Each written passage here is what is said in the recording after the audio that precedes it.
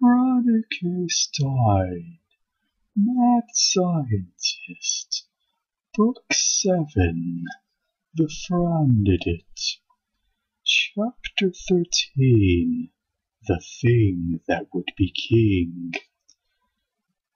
Everybody will have everything they want, the Frandidate exclaimed, waving its fist in the air. I will put an end to all of those people that don't believe as you do, it snarled. From inside the skin, Franny was trying her best to break free, but the skin was constricting around her. It must be the python DNA, she whispered with a strangled gasp. The Frandidate's eyes became even more intense. King of the world, it said, make me king of the world, and all your dreams will come true. Aroo! Franny could still barely see out one of the Frandidate's eyes. The support meter indicated that the people watching at home believed the Frandidate. They were going to vote for this horrible creation. They were going to make it king of the world. Franny was still connected to the Frandidate's mind, and she could even see the plan it was already beginning to form. It never wanted that tingly feeling to stop. It would say anything for it. It would do anything to stay in control. The Frandidate could destroy the world. Franny felt herself beginning to faint. She was getting dizzy, and it was hard to breathe. She knew that she wasn't just wearing the Frandidate anymore. She had been swallowed by it. It was almost like she had been eaten. Chapter 14. Quick! What can set you free? The Frandidate was making all sorts of claims to get people's support.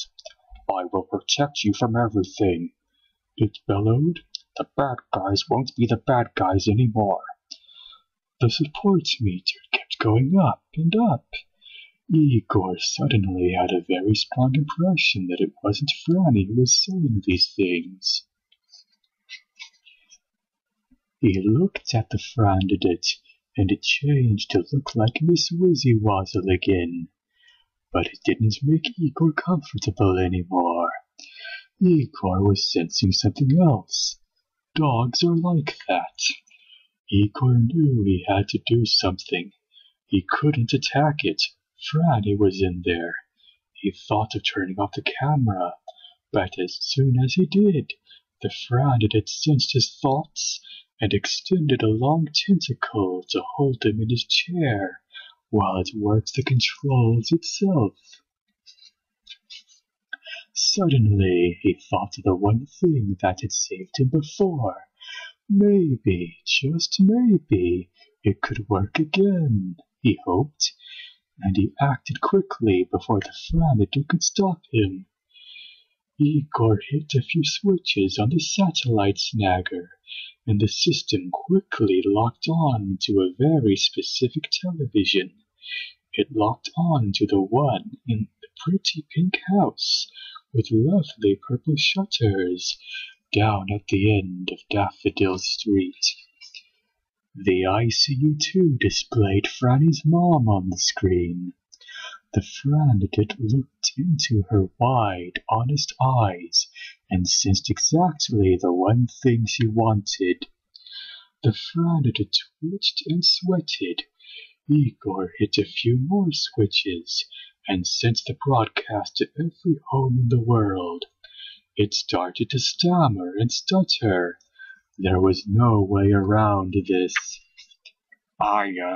I just say whatever I know the viewers want to hear, the Frandidate said, softly, casting its eyes down in shame. Inside, its muscles relaxed enough for Franny to catch her breath. It pulled back the tentacle that was holding Igor. The promises I made aren't going to be kept, and I really don't care much about the people that vote for me. Once elected, I'll just do whatever I want. It wheezed.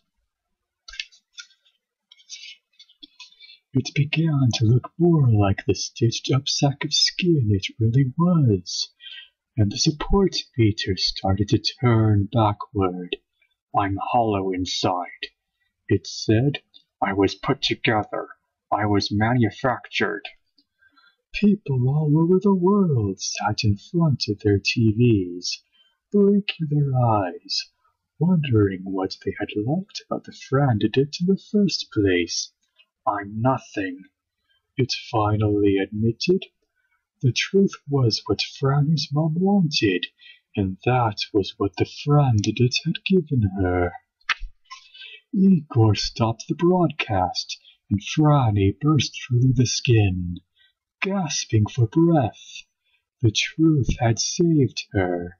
The truth had set her free.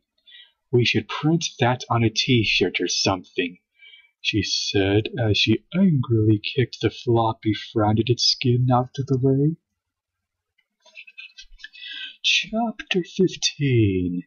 Just not cut out for politics. A few days later, Franny and her mom were sitting at the kitchen table. The front page of the newspaper was all about the new president. Sure glad they didn't elect that Frandidate thing I made, huh, Mom? She said. Franny knew she had almost destroyed the world again, and was a little embarrassed about it. I'll say, Franny's mom said, that was a close one. You know it's weird, Mom. The support meter never fell to zero. There was still one person that didn't totally abandon the Frandidate. That one person was me, Franny. After the facts came out, I never would have voted for that awful thing. But in the end, I did admire the fact that at least it told the truth. Anybody who tells the truth can't be all bad. I'm glad to hear you say that, Mom, Franny said, smiling. Franny followed her mom into the family room and asked her to sit down on the couch. Hey, she said, my new couch. You replaced it. It was a perfect pale green with light brown stripes, which was exactly the couch her mom had wanted at that very moment. The couch had sensed it. And down at the other end of the couch, Igor was surrounded in a pattern of dog bones and happy little Miss Wizzy-Wazzle faces. He no longer felt like everybody needed to like what he liked. It was okay if it was just for him. This truly was a couch that could go with anything. Franny's mom was happy, and Igor was happy, and the couch could sense it, and it made the couch happy too, much happier than it had been when it had been the Frandidate. Franny understood that her creation just wasn't cut out to be president, and somewhere in its tiny brain, the Frandidate realized it too. For the first time since its creation, it was no longer interested in where people stood on the issues. It was much more interested in where they sat. The end. Ho ho ho ho.